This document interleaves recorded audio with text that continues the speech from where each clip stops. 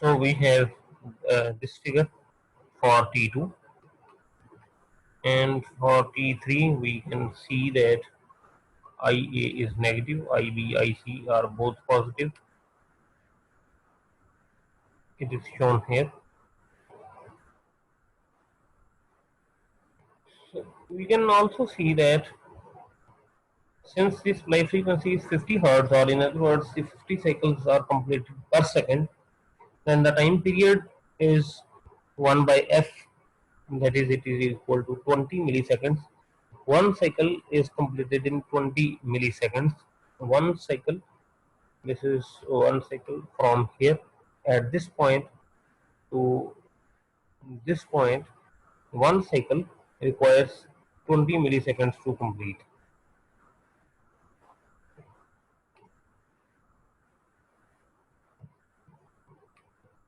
20 milliseconds are required to complete one cycle at this stage.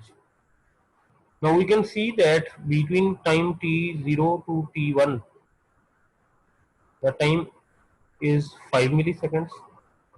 Here the time is 5 milliseconds again between t1 to t2. Between time t2 and t3, the time passed is 5 milliseconds, and between t3 and t4 again the time that has been passed is 5 milliseconds. So 5 plus 5, 10 plus 5, 15 plus 5, 20. 20 milliseconds are required to complete one cycle of the waveform. Now just move back to the figure. It means that at time t0, the field was pointing downwards. The revolving field that has been produced because of three-phase input provided to the armature. At time t0, the field was pointing downwards. After 5 milliseconds at time t1, for the position that has been shown here, the field is pointing rightwards. After another 5 milliseconds, for the position shown here t2, this is t2, t2,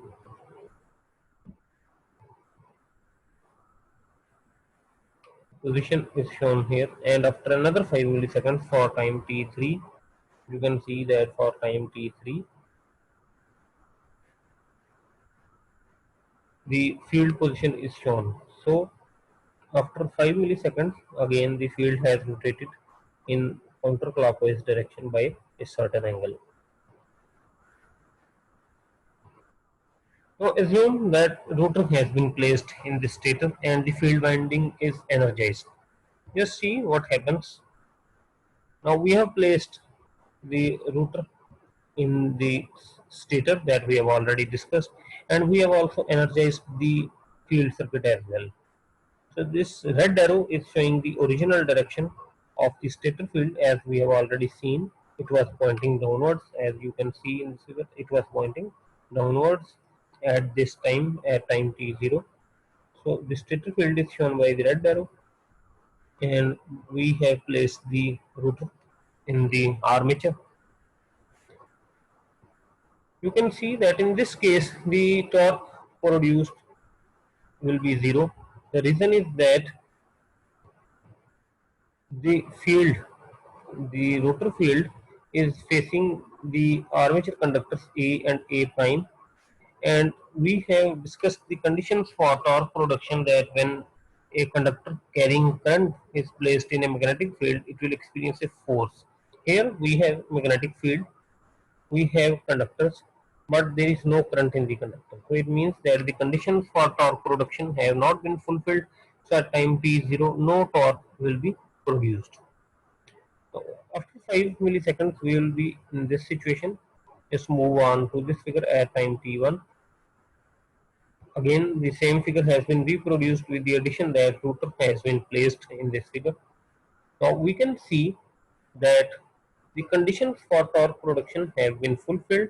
We have a conductor carrying current that is placed in a magnetic field. So definitely this conductor will experience a force. Now just use left hand rule with the first finger pointing downward in the direction of the field, and the second finger pointing outward in the direction of current flow, we can see that the thumb will point in this particular direction shown by a dotted red arrow. So this will be the direction of force that will be applied on the conductor.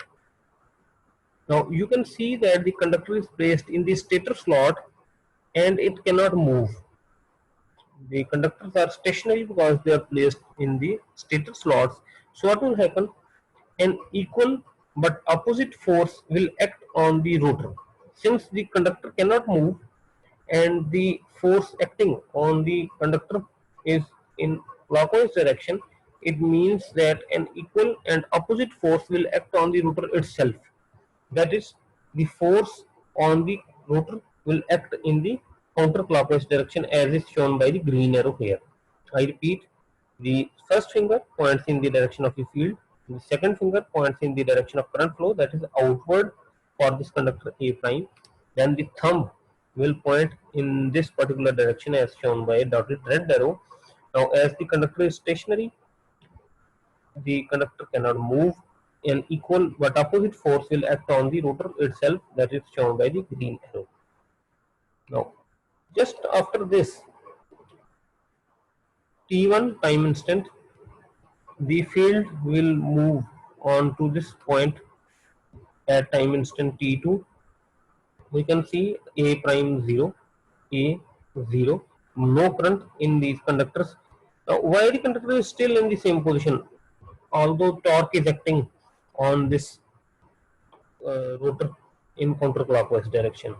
The reason is that the time of application of force is very small, only 5 milliseconds.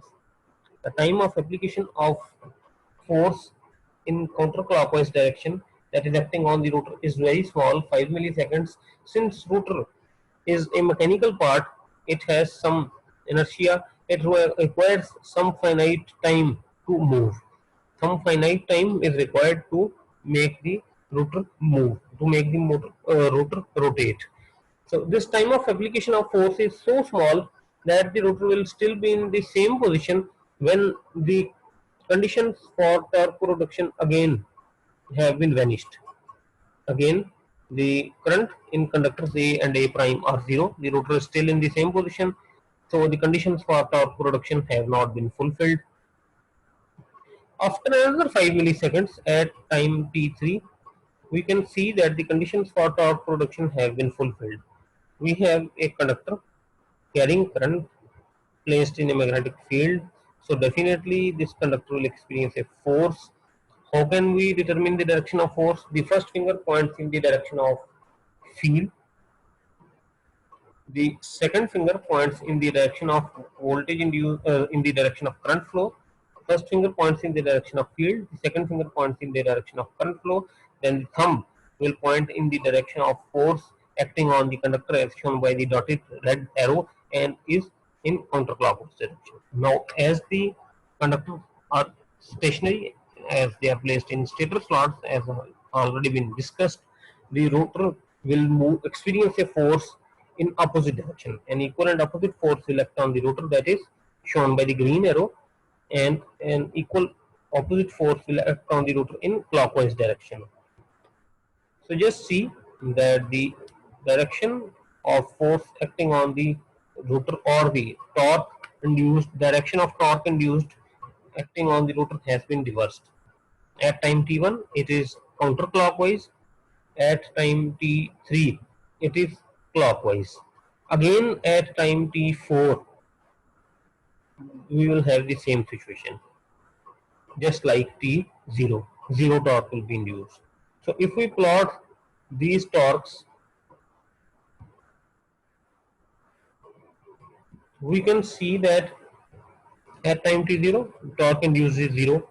At time t1 the torque induced was in counterclockwise direction, which is the same direction as that of the revolving field. So we have assumed this direction of torque to be positive. At time t2 the torque produced was 0.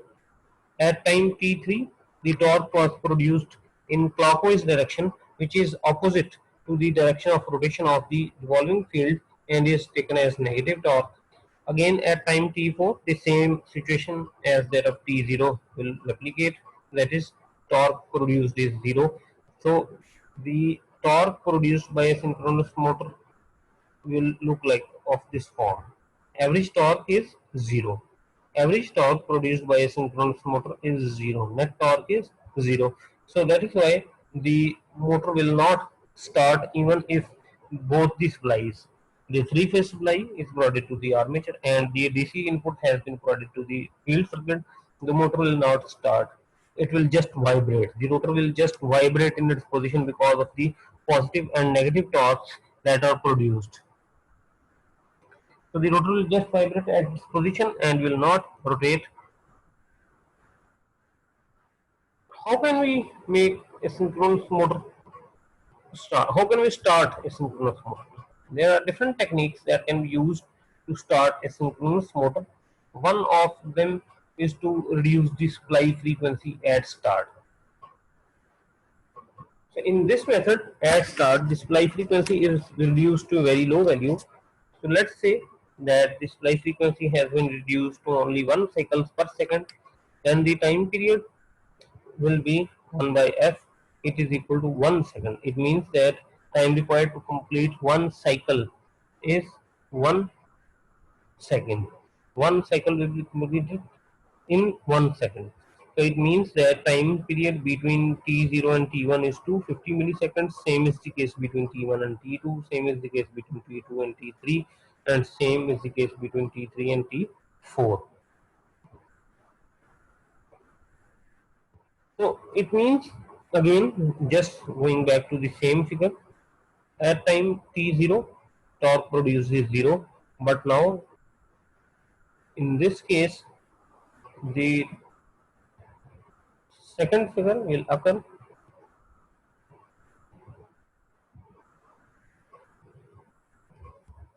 after 250 milliseconds.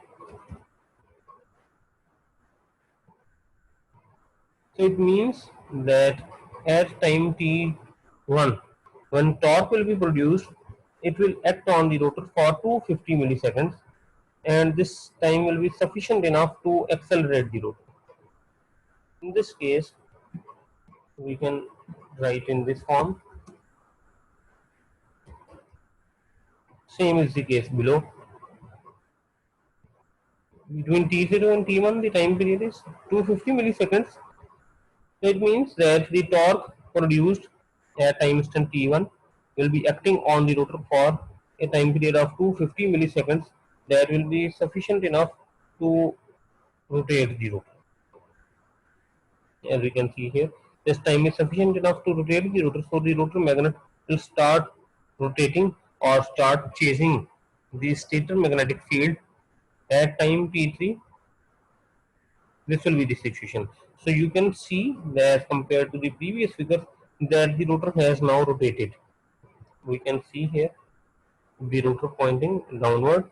Now in this case we can see that the rotor at time t3 has rotated, since it is chasing the stator field now at a slow speed. Because we have reduced the supply frequency to quite a small speed, the rotor has been accelerated, and since the revolving field is a revolving magnet, so the rotor magnet has started chasing the revolving magnet of the stator, or the revolving magnetic field of the stator.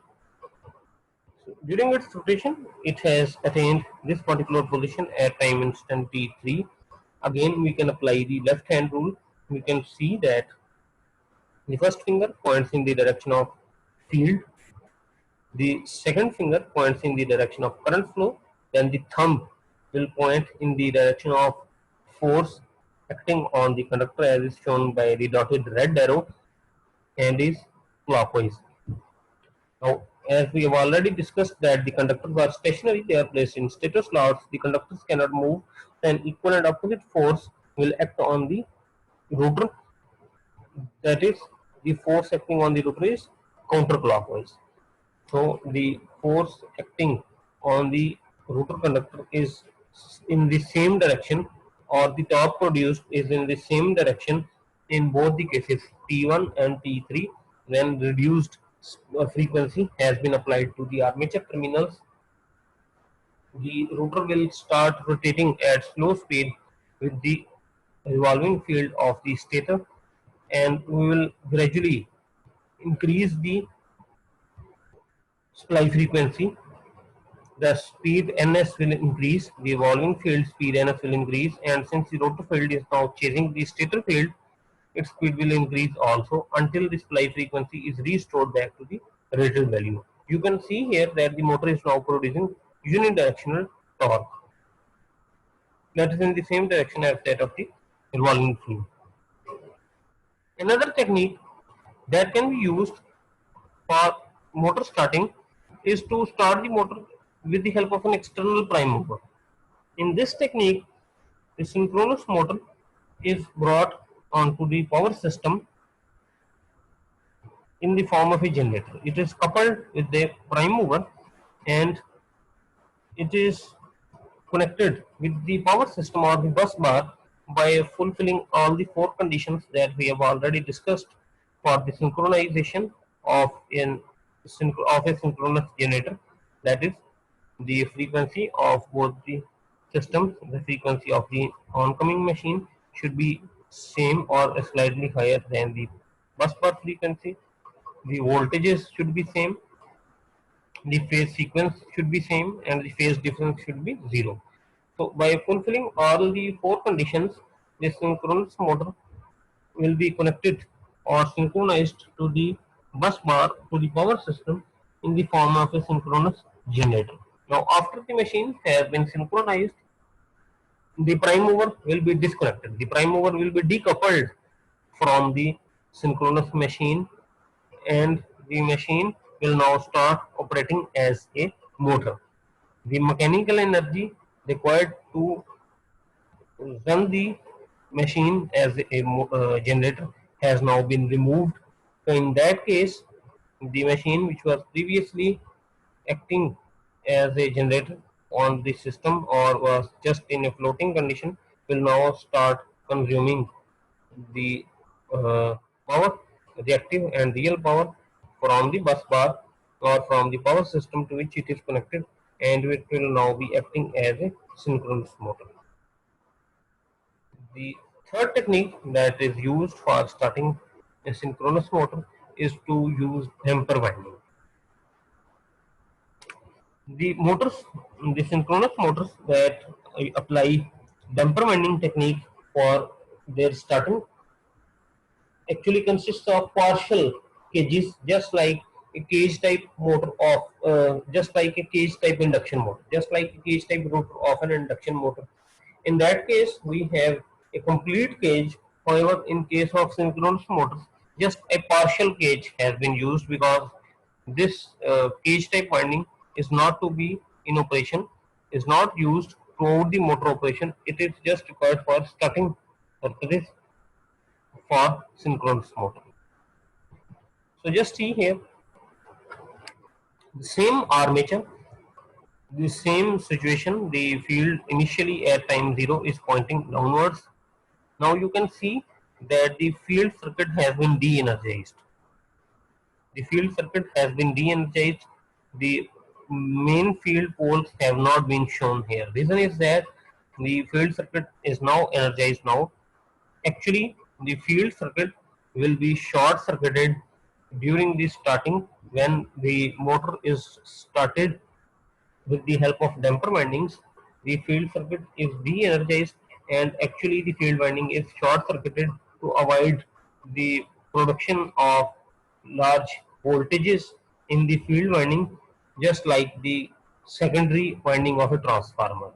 If we keep the field circuit of synchronous generator open during the starting with the help of damper winding, it will cause a large voltage to be induced in the field circuit that may cause the breakdown of the insulation of the field winding.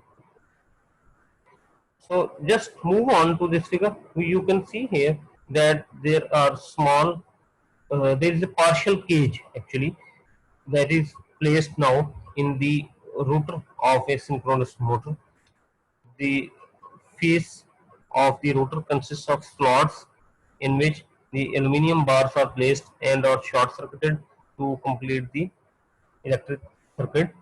Same is the case here for the pole facing the bottom side of the armature. The field circuit is de-energized. Now apply three-phase supply to the armature. It will produce a revolving field.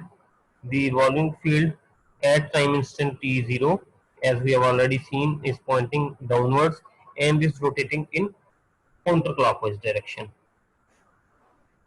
Now you can see that the conditions for voltage induction have been fulfilled. What are the conditions? There should be a conductor that is placed in a magnetic field, and the conductor should be moved in magnetic field. Now here the field is moving and the conductors are stationary, so we can first modify the situation according to the definition we are familiar with. That is, the field is assumed to be stationary and the rotor or the conductors are assumed to be rotating in clockwise direction. Actually, the direction of relative motion is clockwise. The direction of relative motion of the conductors with respect to the field is clockwise. Actually, or uh, in the real sense, the field is rotating in counterclockwise direction with stationary rotor or stationary rotor conductors. So this uh, resembles with the situation that the field becomes stationary and the conductors move in clockwise direction, so that we can say that the direction of relative motion is clockwise. Now since we have modified the figure according to the definition we are familiar with, we can now apply the right hand rule. You can see that the first finger points in the direction of field, the thumb points in the direction of motion, direction of relative motion, then the second finger will point in the direction of voltage induced and current flow, that is out of the paper.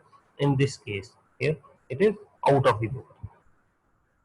Now you can see that the conditions for torque production have been fulfilled. What are the conditions for torque production? There should be a conductor carrying current placed in a magnetic field. It will experience a force. How can we determine the direction of force? Just use the left hand rule. The first finger points in the direction of field, then the second finger points in the direction of voltage induced and current flow, that is out of the paper. Then the thumb will point in the direction of force that is applied on the conductor. The resulting force is shown by this blue arrow. So using the left hand rule, we can determine the direction of force acting on the rotor damper winding conductor. Now as the rotor is a physical device, it has some inertia, it is a mass, it has some inertia. It will not start rotating all of the sudden, as we have already discussed. In the meantime, the time period, that is the 5 milliseconds, has been passed, and the field at time instant t1 is now pointing in this particular direction, in rightwards direction. So here the damper winding conductors are out of the field, since the time of application of force or torque was so small that it is insufficient to rotate the rotor. The rotor is still in the same position. However, the stator field has been revolved during this time period to this particular position. In this case, no torque will be induced. After another 5 milliseconds at time t2, the field is now pointing upwards. Again, the conditions for voltage induction have been fulfilled. You can see here that the first finger points in the direction of field, that is upwards, and the direction of relative motion again is clockwise, as we can see here, assuming stationary field and rotating conductors. Then the second finger points in the direction of voltage induced and current flow. Now the conditions for torque production have been fulfilled. Just apply the left hand rule. The first finger points in the direction of field. The second finger points in the direction of voltage induced in current flow. Then the thumb will point in the direction of force acting on the damper winding conductor, that is shown by blue arrow and is in counterclockwise direction. After another 5 milliseconds at time t3, again the torque produced is 0. However, you can see that the torque is now produced in the same direction. The motor is producing unidirectional torque, counterclockwise, counterclockwise, and is shown here. At time t0, the torque is produced and the direction shown is taken as positive. The reason is that the revolving field is also rotating in the same direction, in the counterclockwise direction, in which the torque is acting on the rotor, in which the motor is producing the torque. At time t1, the torque was 0. At time t2, again the motor was producing torque in the counterclockwise direction. At time t3, the torque was 0. So you can see that the average torque or the net torque in this case is now non-zero. Ultimately, since the torque is always acting in the same direction, the motor will start rotating. Now, the motor will start rotating as the motor is operating at no load with field circuit de-energized and is short circuited. The motor will attain a speed very close to the synchronous speed. When Nr becomes very close to Ns, that is, let's assume Ns is 3000 rpm and Nr is equal to, let's assume that Nr is equal to 2950 rpm. The field winding is now energized. We have now energized the field winding. You can see that the relative speed or the difference between the two speeds, between the speeds of the two fields, Ns, the speed of the stator field, and R, the speed of the rotor field, is now just 50 rpm, 50 revolutions per minute, or 50 revolutions per 60 seconds. So this difference is so small that the rotor field or the rotor magnet will now start chasing the stator magnetic field. Previously, this difference was very large.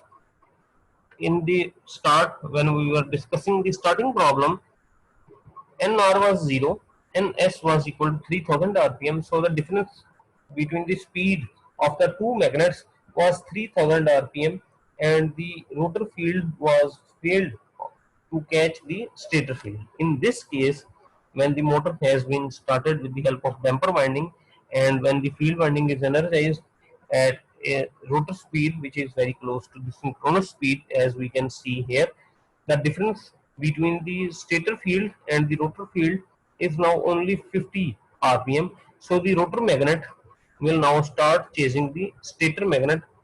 The rotor field will try to get aligned with the stator field, but it will never be able to achieve this condition. It will always lag behind the stator field by some angle, and actually that angle is delta. Now, as the rotor is now rotating at the same speed as that of the revolving field of the stator, it means that Ns is equal to Nr and the slip will become 0. As the relative motion is 0 now, it means that no voltage will be induced in the damper winding and no current will flow in the damper winding. So the damper winding will become ineffective in the normal steady state operation of the motor. Torque produced by the damper winding in this case is now 0.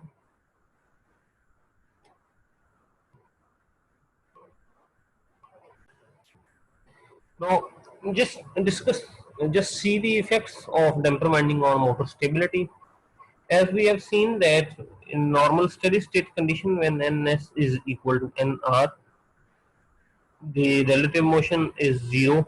So the damper winding will become ineffective and it will not produce any torque. Now just assume that all of a sudden some load has been removed from the rotor shaft. The motor was operating in steady state condition. All of a sudden some load has been removed from the rotor shaft. So in that case, the motor is producing more torque as compared to the torque required to drive the load. What would happen? This will result in acceleration of the rotor. The rotor will accelerate because motor torque is larger than the load torque, and this will result in this situation. The rotor will the rotor speed will tend to become larger than the uh, speed of the uh, stator field Ns. So Nr will become larger than Ns. We can see that the direction of relative motion for this condition is anti-clockwise. Since nr is larger than ns and the motor is rotating in counterclockwise direction, so it means that the direction of relative motion between the rotor conductors, between the damper winding rotor conductors and the field is now counterclockwise, as we can see here. The steady state situation has been shown here. The damper winding is ineffective, no voltage, no current, because NR is equal to NS. In this case, as we have discussed, that the load has been removed, then NR will become larger than NS. It will tend to become larger than NS.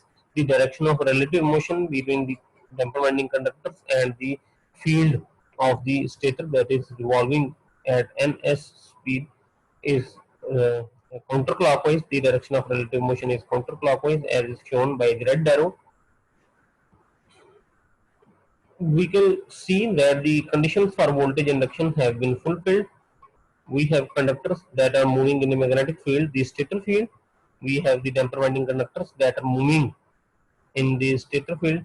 So voltage will be induced in these conductors. We can see with the help of this figure. The first finger points in the direction of field, that is upwards.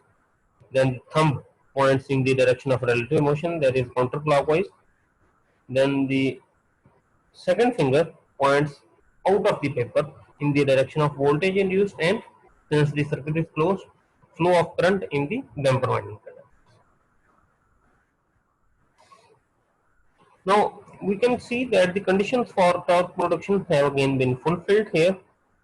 We have current carrying conductors placed in a magnetic field. They will experience a force. With the help of left hand rule, we can determine the direction of force. The first finger again points in the direction of field. The second finger points in the direction of current flow in the damper winding. Then this thumb points in the direction of torque, that is acting on the rotor. And we can see that it is shown by this dotted brown arrow in clockwise direction.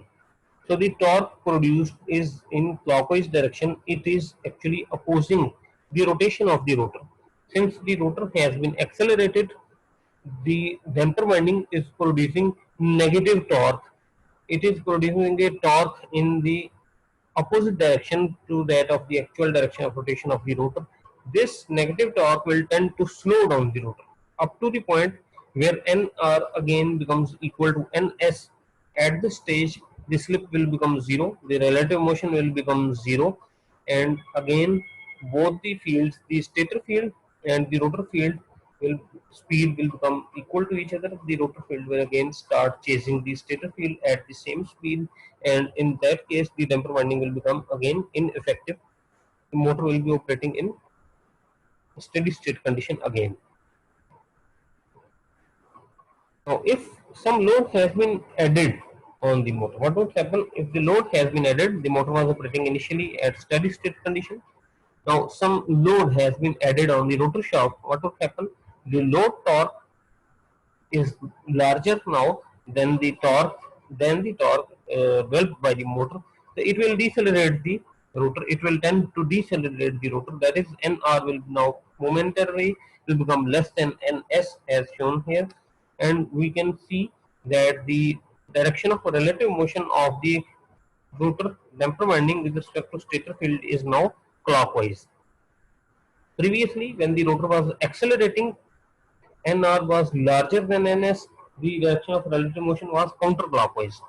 However, now the rotor has been decelerated, Nr is now less than Ns, so it means that by assuming stationary field and moving conductors, we can see that the direction of relative motion is now in clockwise direction.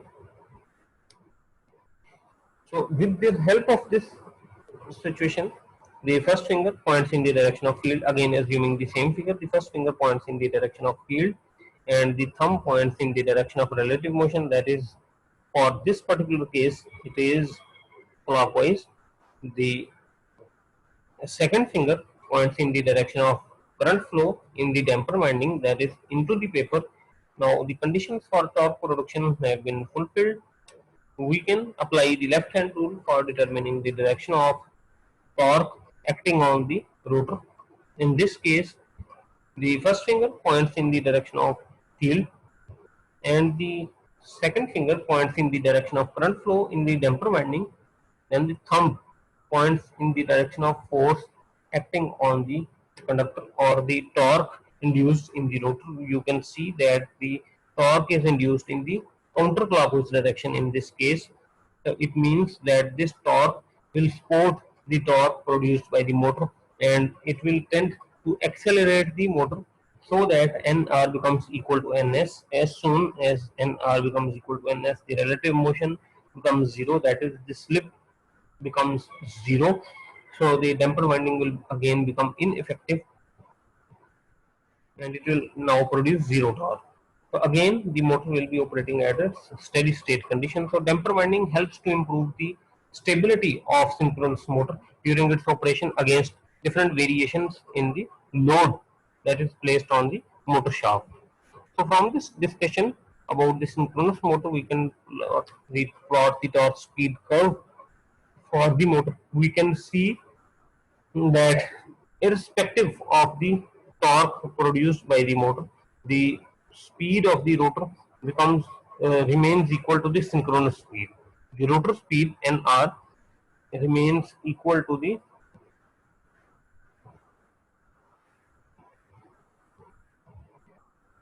rotor speed Nr remains equal to the synchronous speed of the motor, or the remains equal to the speed of the revolving field of the motor. Now, if we increase the load on the motor shaft, the torque produced by the motor will increase, but up to a certain extent. After that, Nr will become less than Ns. So this situation that we have discussed above, in this case, is valid up to a certain point, that the load is increased, the damper winding produces additional torque, and again Nr becomes equal to Ns. This will happen, but up to a certain extent. After that, if we keep on increasing the load on the motor, a situation will come where the motor will fail to produce the required torque as that is required to drive the load at synchronous speed. So what would happen after that? After exceeding that particular value of the loading, after exceeding that particular value of the torque, Nr will now become less than Ns. That is, the rotor will decelerate. The rotor field will not be rotating at the same speed as that of the stator field.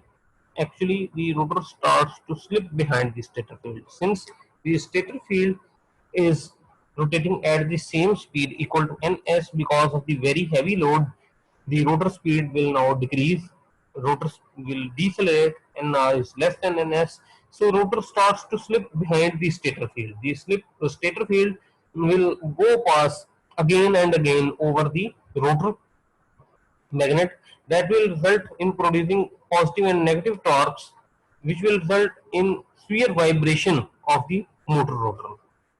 So how can we could how the positive and negative torques will be produced? We have seen this in the starting problem of the motor, that when the rotor is stationary and the stator field is revolving and the rotor field winding is energized, it results in production of positive and negative torques. So same will be true if the rotor speed is less than the speed of the stator field.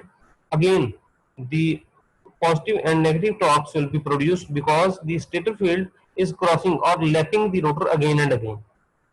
So this loss of synchronism is known as slipping poles.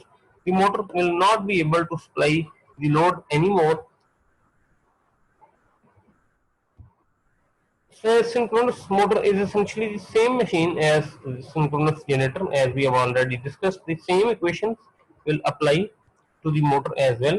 The torque is given as 3 times V phase E a sine of delta by omega m xs. The same equation for torque that has been derived for the case of generator.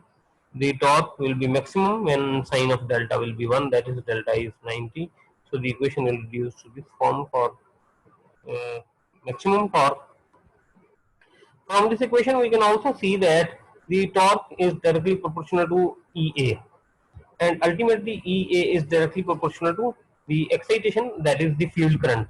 In other words, if we increase the field current IF, it will increase the induced torque that is produced by the motor. From the same equation, we can also see that in the case of motor, the converted power is equal to 3 times V phase EA sine of delta by XS, as we have already derived this relation for the case of synchronous generator.